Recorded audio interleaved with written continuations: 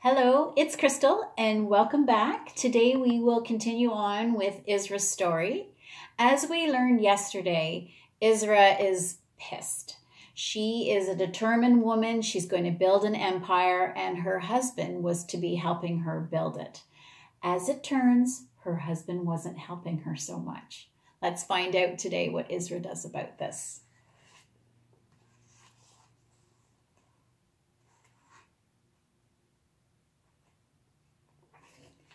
Discovering my suspicions were correct made me more ill than any bout of food poisoning.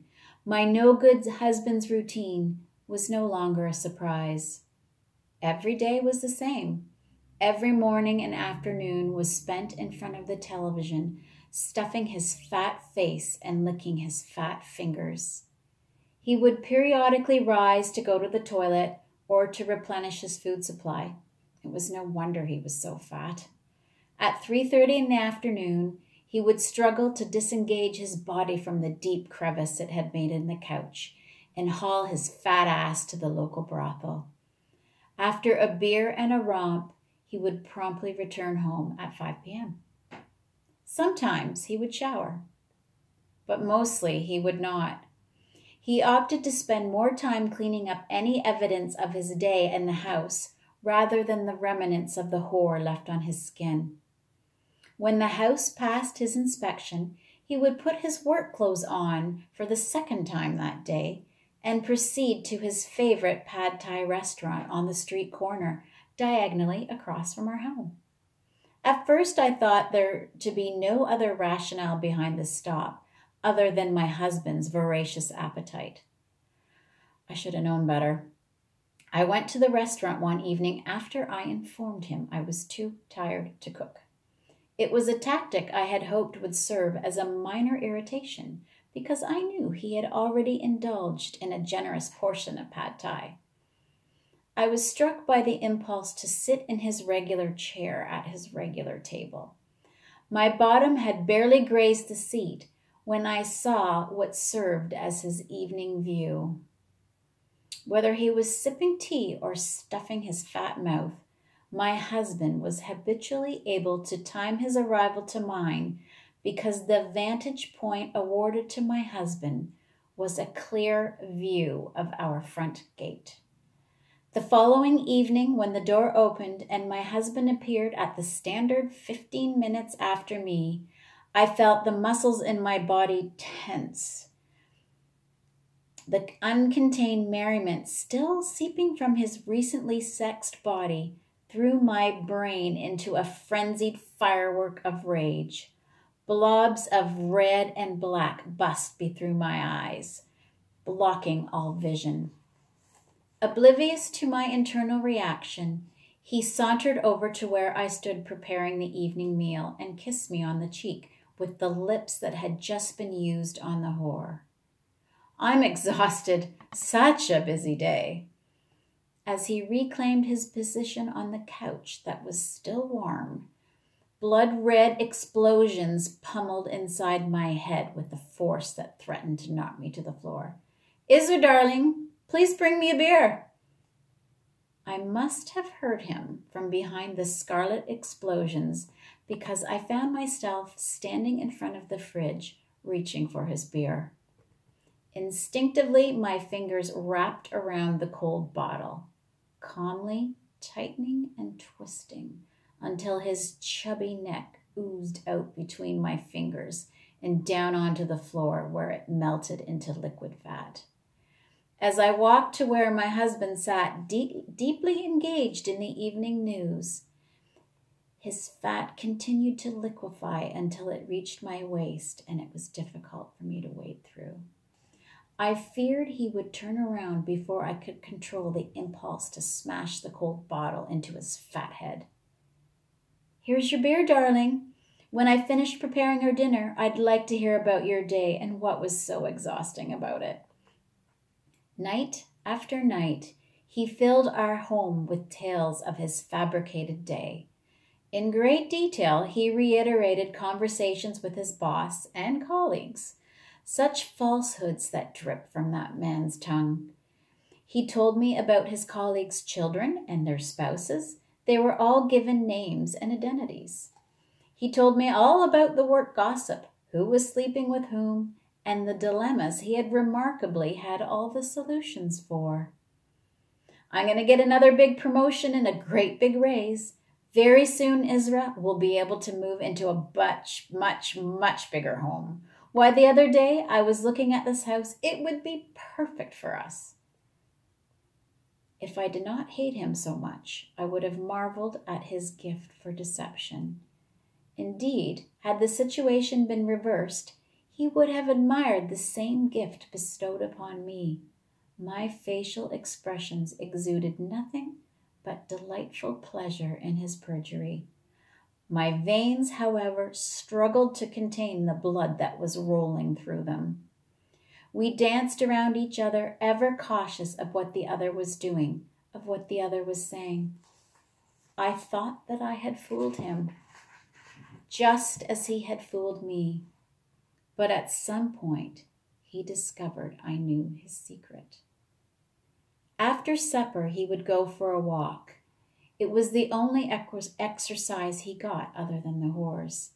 He would wear white running shoes, white socks, a white undershirt stretched over his pregnant belly, and his pale blue and white striped Adidas tracksuit and jacket. My husband owned 5 of the same tracksuits. He was not athletic, so I never understood why it was necessary for him to have 5 tracksuits, but he was insistent they were an integral part of his exercise regime. So important were these damn tracksuits that they were not to be washed altogether, as it would disrupt their pairing. I didn't think it was possible for him to know the difference, but he claimed he would. Every week, I dutifully watched each tracksuit separately from the rest to ensure each jacket and pant was properly paired. I always thought this to be utterly ridiculous, but I was a good wife and respectful of his wishes. My husband's walking pace was the slow, drawn-out saunter of an old man. While he ambled around the rounded corners of our road, he would smoke cigarette after cigarette, greedily sucking them down to the tip before he'd toss them on the gravel road. If he ever deviated from this route, which he did not, I could have easily located him from the trail of discarded butts. When we were first married, we would often walk together, but I soon grew impatient of each sluggish footstep. After I had learned the truth of his employment and monetary status, I never bothered to walk with him again, citing back problems. He accepted my excuses. I think he actually preferred his time without me, and I know I preferred my time without him. We coexisted until the delusion of his fables and my slow, seething rage threatened to consume me. I made the money, and that bastard spent it. I was planning my escape. It was the only thing keeping me going. The thought of emptying our bank account of my earnings and my inheritance and then running away filled me with a sense of mounting satisfaction. I knew where I was going and where I could get a new job, and it was far away from that fat, lazy bastard husband of mine. I was going to go where he could not touch my money, where, as a husband, he would have no access to what was mine. The day before I was to execute my plan, I followed my husband one last time. I didn't need to. I wanted to. I followed him to the brothel. En route, he paused momentarily at the hibiscus bushes that lined the street. He reached out to caress their petals, his fingers lingering against their softness. He almost regrettably continued on. My husband loved hibiscus and thought it to be the most exotic flower of all our country's flowers. His gesture reminded me of one of the first walks we took. It was early in our marriage. The hibiscus was in full bloom. lemon yellow, brilliant pinks, and vibrant reds. Isra, he had said to me, you are like a red hibiscus.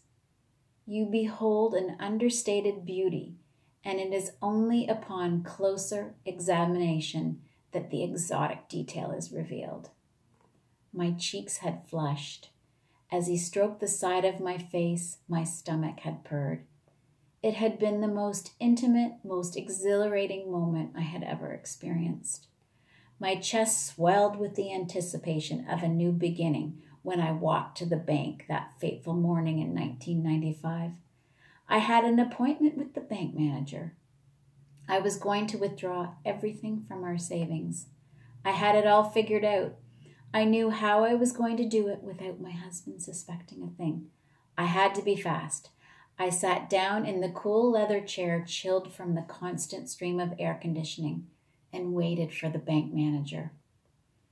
I hardly heard what the manager said when he informed me there was no money left in the account.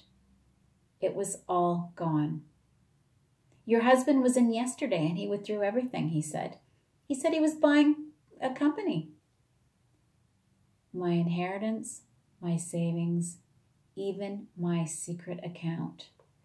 It was all gone. All of it. The manager's mouth was moving, so I knew he was speaking to me, explaining what my husband had said, his rationale for removing it. But it didn't matter, for I am a woman in a country where the law favors the husband. That bastard would get away with it. I learned later that he had gambled away all the money on a fraudulent get-rich scheme. My life, everything I had worked so hard for, my accomplishment, my dreams, my parents' legacy, obliterated. Had I not been so obsessed and stalking my no-good husband, I would have won this round in our little deception. I thanked the manager and walked out. I did not go back to work. I did not go home. I walked. When I arrived home, it was well after the dinner hour. My husband, true to form, arrived 15 minutes later. But this had given me enough time. I went upstairs and stood before the open closet and stared at his 5 sets of light blue Adidas tracksuits. I removed the pants from the first set and exchanged them with the third set. I swapped the 4th jacket with the 2nd jacket and so forth. I made so many trades it was impossible to tell what jacket and pant originally went together.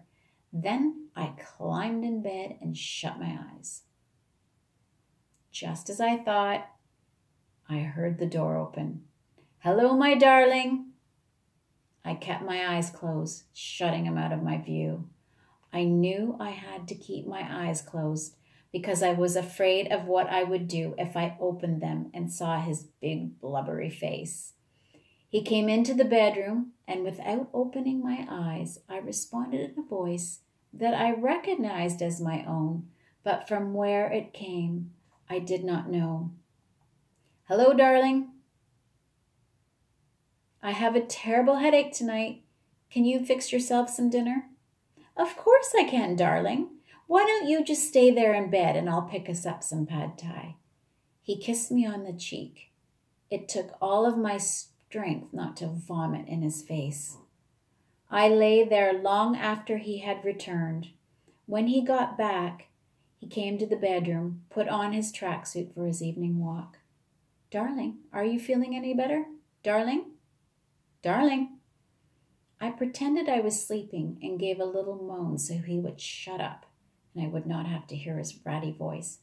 "Darling?" I moaned again. The bugger finally got the message and hauled his big butt outside, wheezing all the way.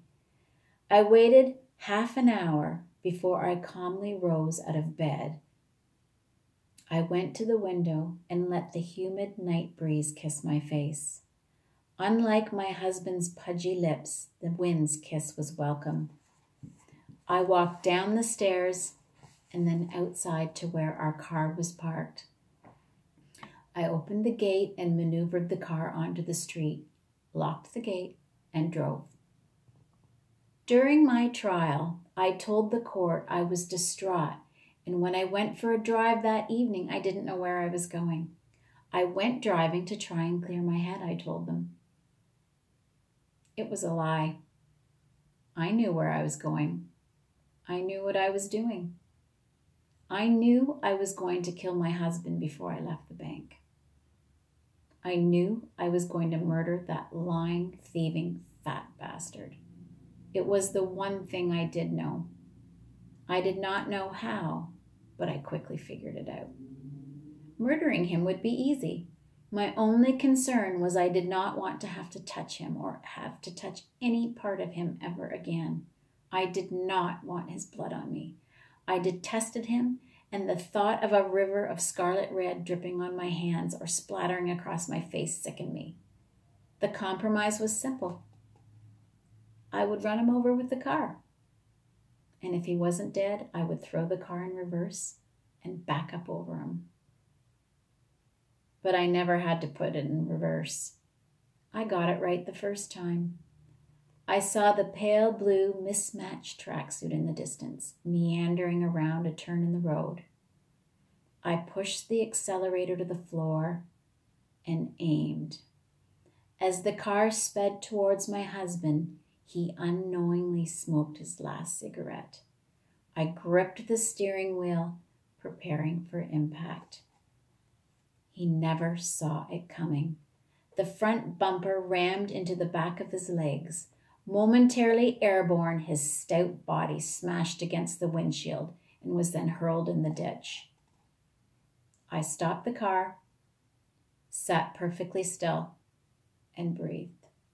With each inhalation and exhalation, the tension gradually released from my body. I undid my seatbelt, got out of the car, and walked to the ditch. The smell of jasmine and the sound of singing frogs filled the muggy night air. A mosquito casually nibbled at my arm. I stopped to swat it away. I stood at the onset of the ditch and looked in. My husband had landed on a red hibiscus bush. Its foliage lay crushed beneath him. A single petal stuck to his cheek, held there by 3 droplets of his blood. As the wind grew in strength, it picked up those flowers loosened from the branches and blew them around the ditch in gentle swirls of red. The lone petal stuck to his face and flapped awkwardly until the breeze peeled it off his bloody cheek. The petal disappeared amongst the other crushed flowers, twirling in the wind. I walked back to the car and drove home. Waiting for me in the bedroom was a bottle of pills. The tiny white pills clinked as they scattered across the night table. Instinctively, I reached to prevent a few from toppling over on the floor. Armed with a bottle of water, I swallowed the pills until my tongue became immune to the pungent trail of undissolved bitterness left behind. As I swallowed, I could not think. My mind had left me and taken my emotions with it. I did not cry. I kept swallowing until my throat refused. Only then did I make my way over to the bed. I stretched out with my hands folded lightly across my abdomen and waited for death to find me too. I dreamt of rose petals. There were millions of them smiling at me, welcoming me with their softness. I did not know where to go. All I knew was I had to follow the rose petals. As I walked, the rose petals changed color. First they were red, then they were pink, yellow, and white. Sometimes they were so thick I could not see. I was lost in a gentle gale of petals. I wasn't afraid, as their subtleness grazed my cheeks. They stuck to my lips, and I had to brush them away because they tickled too much. I started to laugh, and then I realized I was choking because the petals were stuck inside my mouth. The petals teemed downwards, and it became harder to navigate as they piled around me in soft drifts of pink, yellow, red, and white. It was now a storm, like nothing I had ever experienced before. I wanted to cry, but I did not want to cry. I did not know what I wanted or what to do. I was immobilized by a mountain of dense petals. I sat amongst the softness, and rivers of tears bled from my eyes. Once the tears started, they would not stop. They flowed with a gentle gush until giant drifts of petals began to wash away in my tears. I dug my hands deep down into my pain. Pink and yellow petals clung to my skin. I swished my hands around in my tears until the pink and yellow petals let go of my skin. I reached down again, swirled my hands around, and raised my hands above the petal bath. Every time I touched my tears, petals clung to my skin. I went further and further down until I began to pull out flowers. I pulled out irises, lilies, birds of paradise, and white and purple orchids. My hands searched for the red hibiscus, but there weren't any. The fragrance of the flowers overpowered the air my lungs sought. I felt nauseous. My head was spinning dangerously out of control, and I was sinking until I submerged in a floral sea. Thank you very much for listening. So stay tuned to find out what happens to Isra. But tomorrow we will be introduced to one of our second narrators who is female, and her name is Arani, and she's Cambodian. Thank you.